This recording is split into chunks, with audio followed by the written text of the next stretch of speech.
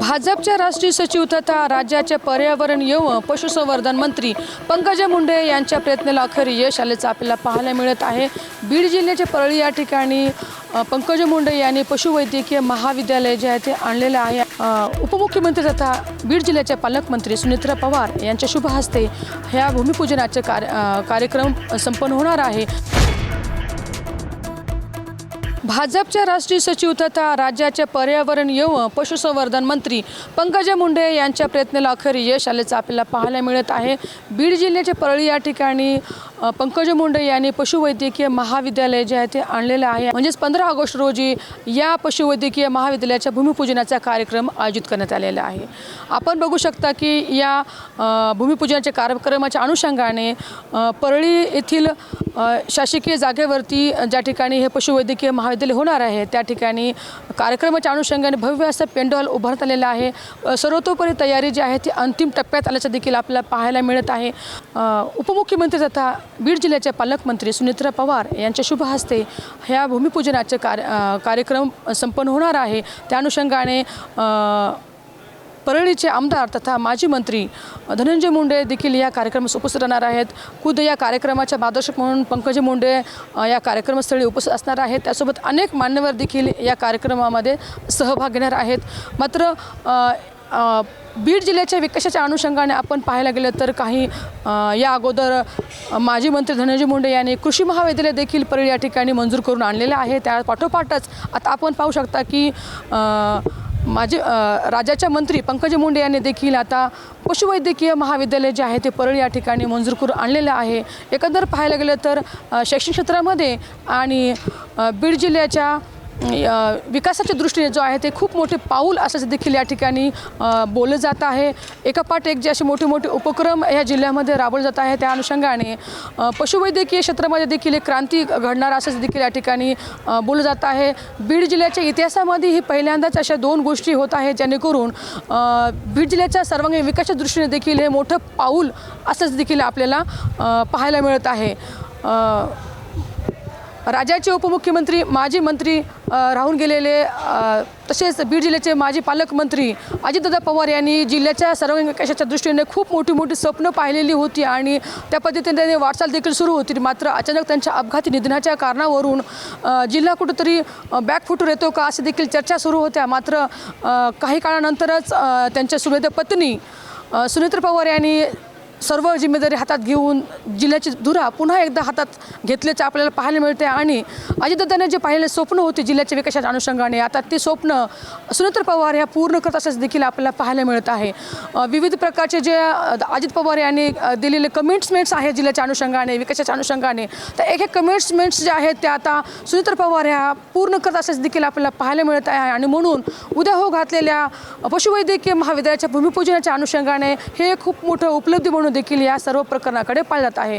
उद्या त्यांच्या भाषणामध्ये आणखी कोणत्या योजनांचा खुलासा करणार हे देखील आता पाहणं तितकंच महत्त्वाचं असणार आहे। टाइम्स नाऊसाठी सुकेश नाईकवाडे, बीड। भाजपच्या राष्ट्रीय सचिव तथा राज्याचे पर्यावरण व पशुसंवर्धन मंत्री पंकजा मुंडे यांच्या प्रयत्नाला अखेर यश आल्याचं आपल्याला पाहायला मिळत आहे। बीड जिल्ह्याच्या परळी या ठिकाणी पंकजा मुंडे यांनी पशुवैद्यकीय महाविद्यालय जे आहे ते आणलेलं आहे। उपमुख्यमंत्री तथा बीड जिल्ह्याचे पालकमंत्री सुनीत्रा पवार यांच्या शुभ हस्ते ह्या भूमिपूजनाचे कार्यक्रम संपन्न होणार आहे। भाजपच्या राष्ट्रीय सचिव तथा राज्याचे पर्यावरण व पशुसंवर्धन मंत्री पंकजा मुंडे यांच्या प्रयत्नाला अखेर यश आल्याचं आपल्याला पाहायला मिळत आहे। बीड जिल्ह्याच्या परळी या ठिकाणी पंकजा मुंडे यांनी पशुवैद्यकीय महाविद्यालय जे आहे ते आणलेलं आहे। म्हणजेच 15 ऑगस्ट रोजी या पशुवैद्यकीय महाविद्यालयाच्या भूमिपूजनाचा कार्यक्रम आयोजित करण्यात आलेला आहे। आपण बघू शकता की या भूमिपूजनाच्या कार्यक्रमाच्या अनुषंगाने परळी येथील शासकीय जागेवरती ज्या ठिकाणी हे पशुवैद्यकीय महाविद्यालय होणार आहे त्या ठिकाणी कार्यक्रमाच्या अनुषंगाने भव्य असं पेंडॉल उभारण्यात आलेलं आहे। सर्वतोपरी तयारी जी आहे ती अंतिम टप्प्यात आल्याचं देखील आपल्याला पाहायला मिळत आहे। उपमुख्यमंत्री तथा बीड जिल्ह्याचे पालकमंत्री सुनीत्रा पवार यांच्या शुभ हस्ते ह्या भूमिपूजनाचे कार्यक्रम संपन्न होणार आहे। त्या अनुषंगाने परळीचे आमदार तथा माजी मंत्री धनंजय मुंडे देखील या कार्यक्रमास उपस्थित राहणार आहेत.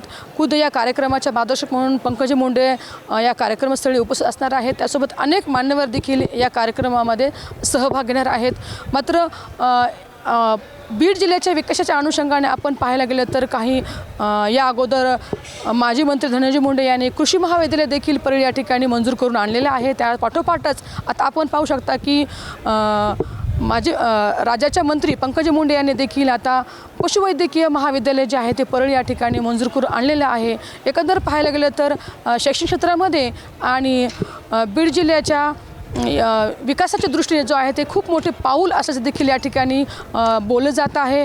एकापाठ एक जे असे मोठे मोठे उपक्रम या जिल्ह्यामध्ये राबवले जात आहे त्या अनुषंगाने पशुवैद्यकीय क्षेत्रामध्ये देखील एक क्रांती घडणार असं देखील या ठिकाणी बोललं जात आहे. बीड जिल्ह्याच्या इतिहासामध्ये ही पहिल्यांदाच अशा दोन गोष्टी होत आहेत जेणेकरून बीड जिल्ह्याच्या सर्वांगीण विकासाच्या दृष्टीने देखील हे मोठं पाऊल असंच देखील आपल्याला पाहायला मिळत आहे. राज्याचे उपमुख्यमंत्री माजी मंत्री राहून गेलेले तसेच बीड जिल्ह्याचे माजी पालकमंत्री अजितदादा पवार यांनी जिल्ह्याच्या सर्वांगीण विकासाच्या दृष्टीने खूप मोठी मोठी स्वप्न पाहिलेली होती आणि त्या पद्धतीने वाटचाल देखील सुरू होती. मात्र अचानक त्यांच्या अपघाती निधनाच्या कारणावरून जिल्हा कुठंतरी बॅकफुटवर येतो का अशी देखील चर्चा सुरू होत्या. मात्र काही काळानंतरच त्यांच्या सुनेत्र पत्नी सुनेत्र पवार यांनी सर्व जिम्मेदारी हातात घेऊन जिल्ह्याची धुरा पुन्हा एकदा हातात घेतल्याचं आपल्याला पाहायला मिळते आणि अजितदादांनी जे पाहिलेले स्वप्न होते जिल्ह्याच्या विकासाच्या अनुषंगाने आता ते स्वप्न सुनेत्र पवार ह्या पूर्ण करत असल्याचं देखील आपल्याला पाहायला मिळत आहे.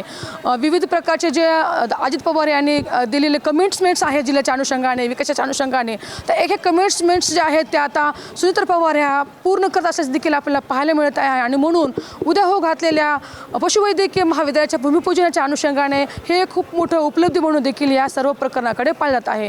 उद्या त्यांच्या भाषणामध्ये आणखी कोणत्या योजनांच्या खुलासा करणार हे देखील आता पाहणं तितकंच महत्त्वाचं असणार आहे. टाइम्स नाऊसाठी सुकेश नाईकवाडे, बीड.